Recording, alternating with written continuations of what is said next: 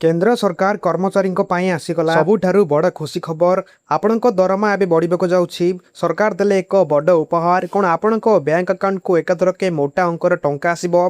सरकार को यही नुआ नियम आपण पकेट को केते गरम करिवो। संपूर्ण सूचना पाई वीडियो को शेष पर्यंत निश्चय देखंतु। आगको बढ़िबा पूर्व जदि आपण माने आम चैनल रे नुआ आछंती तेबे एबे ही सब्सक्राइब बटन दबांतु ता सहित बेल आइकन को प्रेस करंतु।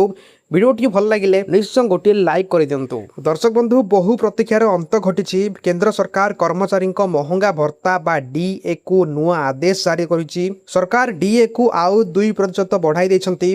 पूर्वरु यह 58% थिबा बेले वर्तमान यह 60% रे पहुंची। सबुठु बड़ कथा हेउची एही नुआ नियम 1 जनवरी 2026 रु लागू हेबो बोली विवेचन करा जिवो। अर्थात आपनको पछुआ मासर एरियर बा बकिया राशि मध्य एकाठी मिलिबो। दरदाम वृद्धि और मुद्रास्फीति भितरे यह कर्मचारी बड़ आश्वस्ति देबो। आसंत एक उदाहरण नहीं बुझिबा। जदि आपणकर मूल दरमा बा बेसिक पे 50,000 टंका होइथाय तेबे एही वृद्धि फल आपनको प्रति मासरे प्राय 1000 टंका अतिरिक्त मिलिबो। अर्थ मंत्रालय स्पष्ट करिछि जे एही डीए पारिश्रमिक एक स्वतंत्र अंश होई परिबो।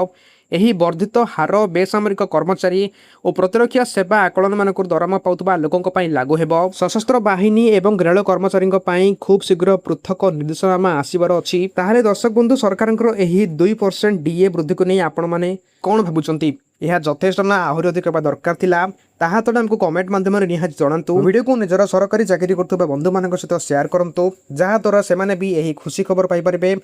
आज पे एतिकी नमस्कार।